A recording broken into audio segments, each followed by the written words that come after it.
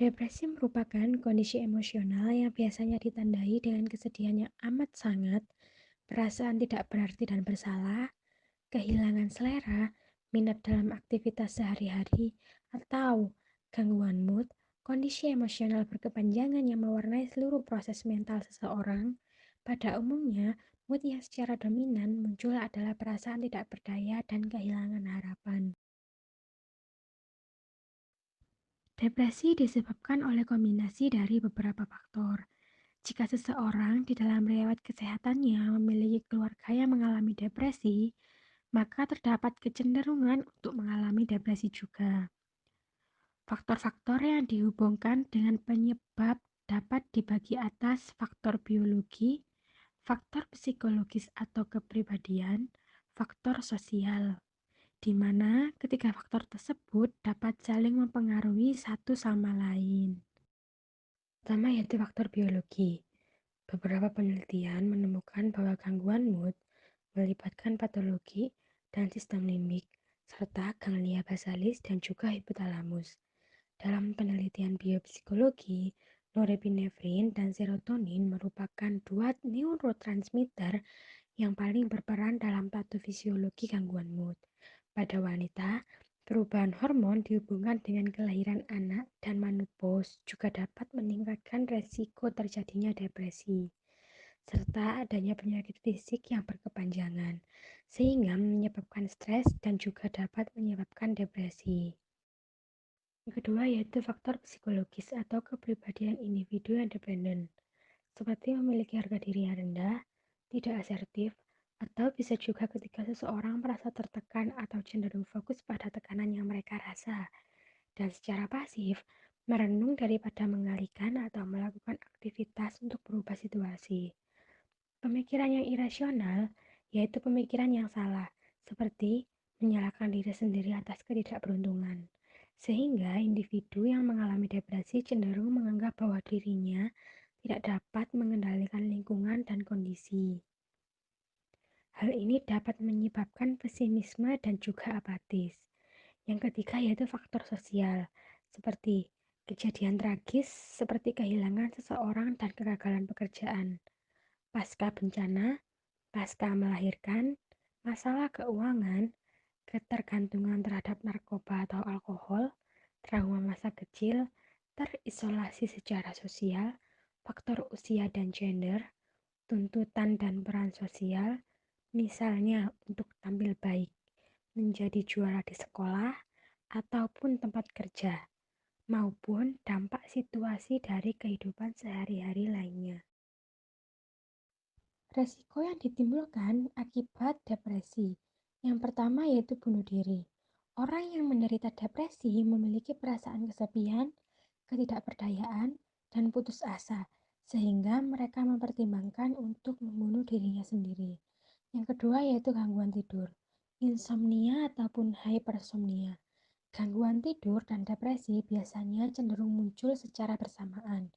Setidaknya 80% dari orang yang menderita depresi mengalami insomnia atau kesulitan untuk tidur. 15% mengalami depresi dengan tidur yang berlebihan. Kesulitan tidur dianggap sebagai gejala dari adanya gangguan mood. Yang ketiga yaitu gangguan interpersonal.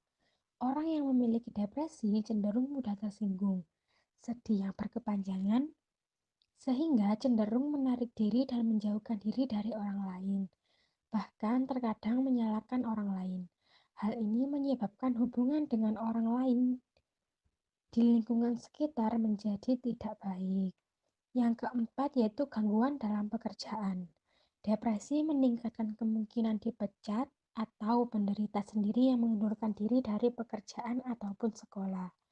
Orang yang menderita depresi cenderung memiliki motivasi yang menurun untuk melakukan aktivitas ataupun minat pekerjaan dalam kehidupan sehari-hari.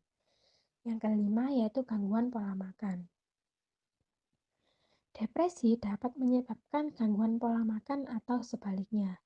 Pada penderita depresi, terdapat dua kecenderungan umum mengenai pola makan yang secara nyata dapat mempengaruhi berat tubuh, yaitu tidak selera makan atau keinginan makan makanan yang manis sehingga akan mengakibatkan berat tubuhnya bertambah. Yang terakhir yaitu perilaku merusak. Beberapa orang yang menderita depresi memiliki perilaku yang merusak seperti agresivitas, kekerasan, menggunakan obat-obatan terlarang atau alkohol, serta perilaku merokok yang berlebihan. Macam gangguan depresi. Gangguan depresi terbagi menjadi dua. Yang pertama yaitu Major Depressive Disorder atau MDD, yang ditandai dengan kondisi emosi sedih dan kehilangan kemampuan untuk menikmati aktivitas yang biasa dilakukannya, dengan minimal memiliki 4 dari gejala yang ada. Yang pertama yaitu terlalu banyak tidur atau terlalu sedikit tidur. Yang kedua, kekakuan motorik. Yang ketiga, kehilangan nafsu makan dan berat badan menurun drastis ataupun sebaliknya. Yang keempat, kehilangan energi, lemas, tidak bersemangat, tidak tertarik melakukan apapun. Yang kelima, merasa tidak berharga. Yang keenam, kesulitan untuk berkonsentrasi, berpikir, dan membuat keputusan.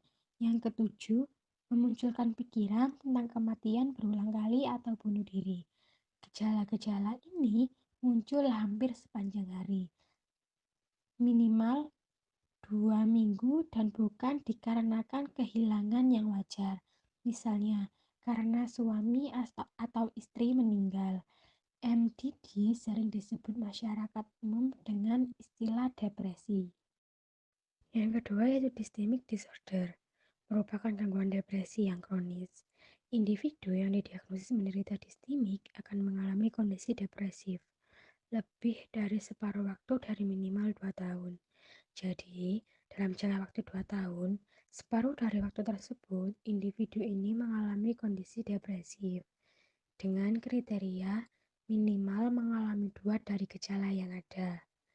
Yang pertama, kehilangan nafsu makan atau sebaliknya. Yang kedua, tidur terlalu banyak atau terlalu sedikit. Yang ketiga, merasa dirinya tidak berharga. Yang keempat, kesulitan berkonsentrasi dan mengambil keputusan. Dan yang terakhir, merasa kehilangan harapan. Gejala yang ada tidak tampak jelas lebih dari 2 bulan. Tidak ada episode MDD selama 2 tahun pertama. Gejala yang dialami lebih ringan daripada MDD, namun dengan waktu yang lebih lama. Beberapa cara penanganan depresi. Yang pertama, dengan menggunakan perubahan pola hidup, seperti berolahraga, mengatur pola makan, berdoa, memiliki keberanian untuk berubah, dan juga melakukan rekreasi. Yang kedua yaitu dengan menggunakan terapi psikolog, seperti terapi interpersonal, di mana bantuan psikoterapi bisa dilakukan oleh psikolog dalam jangka waktu yang pendek, yang berfokus pada hubungan antara orang-orang dengan perkembangan simptom gangguan kejiwaan. Yang kedua yaitu konseling kelompok dan dukungan sosial, dengan cara mengunjungi tempat layanan bimbingan konseling, pelaksanaan wawancara konseling yang dilakukan antara seorang konselor profesional dengan beberapa pasien sekaligus dalam kelompok kecil. Yang ketiga yaitu terapi humor. Profesional medis yang membantu pasien untuk mempertahankan sikap mental yang positif dan berbagi tawa merespon psikologis. Dari tertawa tersebut termasuk meningkatkan pernafasan, sirkulasi, sekresi hormon, enzim pencernaan, dan peningkatan tekanan darah. Yang keempat yaitu terapi kognitif. Pendekatan ini akan berupaya membantu klien mengubah pikiran-pikiran atau pernyataan diri negatif dari keyakinan-keyakinan pasien yang tidak rasional. Fokus dalam terapi ini yaitu mengganti cara berpikir yang tidak logis menjadi logis. Dan yang terakhir yaitu dengan menggunakan pengobatan dengan cara berkonsultasi kepada dokter kejiwaan atau psikiater.